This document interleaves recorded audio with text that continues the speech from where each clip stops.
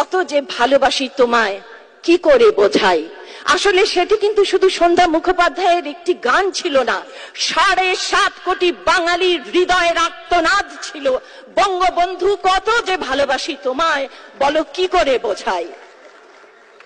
1947 দেশ বিভাগ, 1952 ভাষা আন্দোলন, 1966 6 দফা দাবি আদায়ের আন্দোলন, 1969 গণ অভ্যুত্থান, 1970 নির্বাচন, 1971 মুক্তিযুদ্ধ, 1971 7ই মার্চের ঐতিহাসিক ভাষণ, এই সব কিছু ইতিহাসের এই প্রতিটি পাতায় পাতায় একজনেরই নাম, তিনি জাতির পিতা বঙ্গবন্ধু শেখ মুজিবুর রহমান।